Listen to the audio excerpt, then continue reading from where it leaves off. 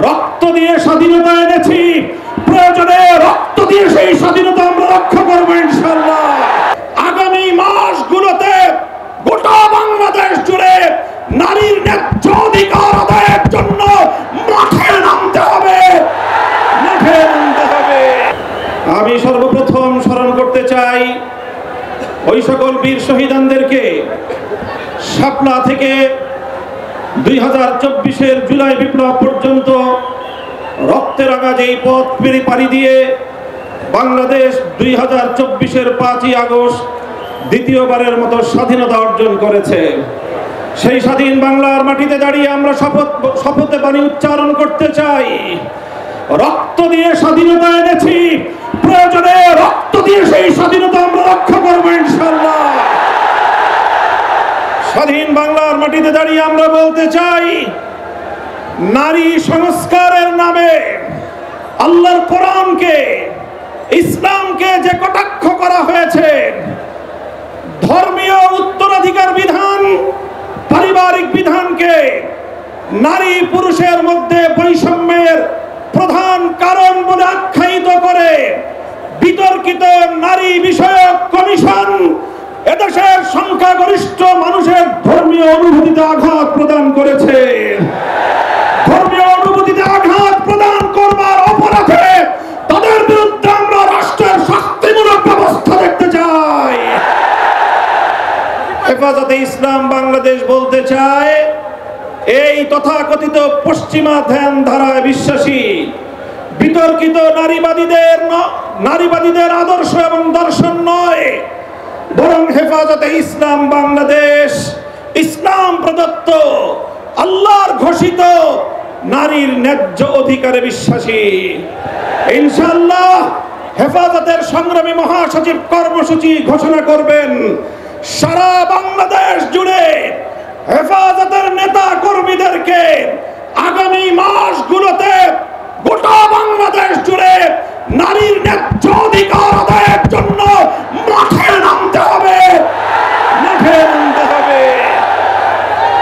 আমরা পরিষ্কার ভাষায় বলি, বাংলাদেশের স্বাধীনতার 53 বছরের মাথায় এসে সংবিধান সহ রাষ্ট্রের ব্যাপক সংস্কার কার্যক্রম শুরু হয়েছে। ইনশাআল্লাহ হেফাজতে ইসলাম বাংলাদেশ প্রতিটি শহীদ পরিবারের পাশে দাঁড়িয়েছে। শাপলার সকল শহীদদের পরিচয়গুলো যতটুকু সম্ভব ফ্যাসিবাদী আমলে অধিকাংশ বীর শহীদদের লাশ গুম করা হয়েছে, লাওয়ারিস হিসেবে তাদেরকে দাফন করা হয়েছে। সরকারের তৎকালীন গোয়েন্দা সংস্থার কাছে যদি তার কোনো তথ্য থেকে থাকে, আমি বর্তমান সরকারের কাছে দাবি জানাবো, আমার শাপলা চত্বরের বেওয়ারিশ হিসেবে দাফন হওয়া প্রতিটি লাশ, গুম হওয়া প্রতিটি শহীদের তথ্য উদ্ঘাটন করতে হবে, জাতির কাছে প্রকাশ করতে হবে। এর বাইরে গোটা বাংলাদেশে যতজন বীর শহীদান রয়েছেন, প্রত্যেক শহীদের পরিবারের সঙ্গে যোগাযোগ করে আমাদের সর্বশেষ ভেরিফিকেশন এবং যাচাইয়ের কাজ চলছে। ইনশাআল্লাহ আমরা শাপলার রক্তে রঞ্জিত এই মে মাসের মধ্যে হেফাজতে ইসলামের পক্ষ থেকে আমাদের ভেরিফাইড সেই সকল বীর জাতীয় শহীদদের পরিচয় এবং তাদের গৌরবগাথা ইতিহাস জাতির সামনে আমরা তুলে ধরবো ইনশাআল্লাহ।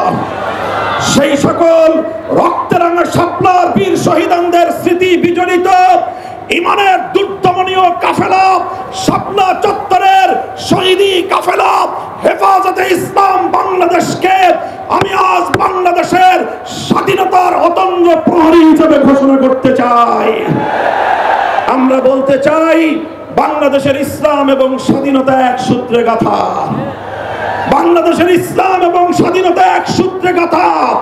যারা বাংলাদেশে ইসলামের উপর আঘাত করে তারাই স্বাধীনতার দুশ্মন, তারাই স্বাধীনতার শত্রু। আগামী দিনে দেশ এবং ইসলাম স্বাধীনতার এই শত্রুদেরকে যেখানেই পাওয়া যাবে সেখানেই প্রতিহত করতে হবে, সেখানেই প্রতিহত করতে হবে। যদি এজন্য আমাদেরকে আরো জীবন দিতে হয়, যদি এজন্য আমাদেরকে আরো রক্ত দিতে হয়, আরো ত্যাগ আর নজরানা পেশ করতে হয়, শাহাদাতের রক্ত দেওয়ার জন্য জীবন বিপন্ন করে দেশ এবং ইসলামকে রক্ষা করার জন্য আল্লামা বাবু নগরীর হাতে শপথ গ্রহণ করতে কারা কারা প্রস্তুত আছো? হাত তুলে